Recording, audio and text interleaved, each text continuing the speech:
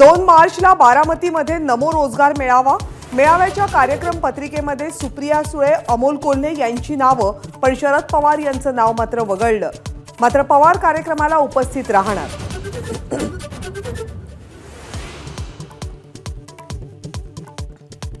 मेळाव्यानिमित्त मुख्यमंत्री उपमुख्यमंत्री बारामतीमध्ये। शरद पवारांकडून मुख्यमंत्री आणि उपमुख्यमंत्र्यांना गोविंद बागेत जेवणाचं आमंत्रण।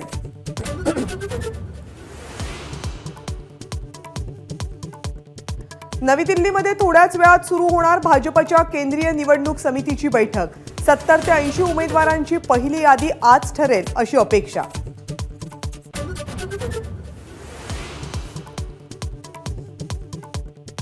दोन दिवसात महाविकास आघाडीचा जागा वाटपाचा फॉर्म्युला ठरणार। 20-18-10 या फॉर्म्युलावर अंतिम चर्चा झाल्याची सूत्रांची माहिती।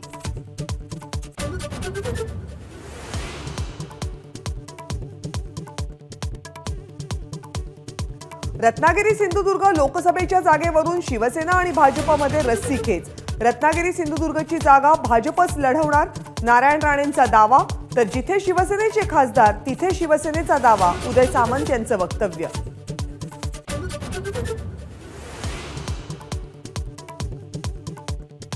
शिरूर लोकसभा उमेदवारीवरून राष्ट्रवादी आणि शिवसेनेमध्ये रस्सीखेच। तर मावळ मतदारसंघावर भाजपचाही दावा, महायुतीचा उमेदवार कमळावर उभा करण्याची मागणी।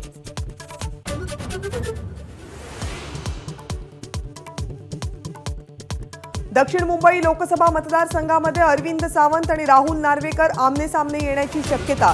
ठाकरे गटाकडून अरविंद सावंत तर भाजपकडून राहुल नार्वेकर यांची नावं जवळपास निश्चित।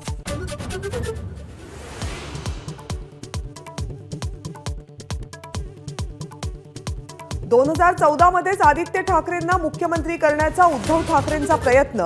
आदित्य ठाकरेंनी परस्पर 151+ घोषणा केल्याचा आशिष शेलार यांचा मोठा दावा।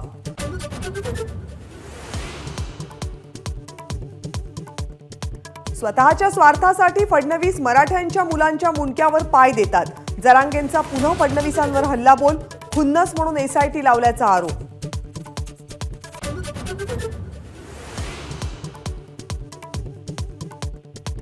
राज्य सरकारने दिलेल्या 10% मराठा आरक्षणाचा समावेश ओबीसी आरक्षणात करा, मनोज जरांगे यांची मागणी। ओबीसींना मिळणारे फायदे मराठ्यांनाही देण्याची नवी मागणी।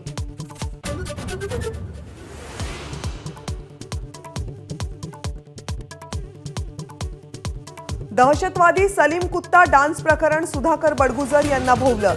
सुधाकर बडगुजर यांच्यावर यूएपीए अंतर्गत गुन्हा दाखल। राजकीय दबावापोटी गुन्हा दाखल केल्याचा बडगुजर यांचा आरोप।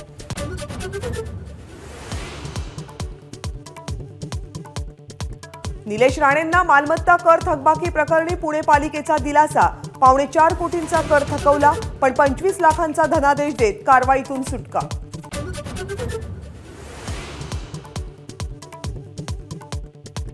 मुंबई हायकोर्टाचा नेटफ्लिक्सला मोठा दिलासा। इंद्राणी मुखर्जींवरील वेब सिरीज प्रदर्शित करायला कोर्टाची परवानगी, सीबीआयची याचिका फेटाळली।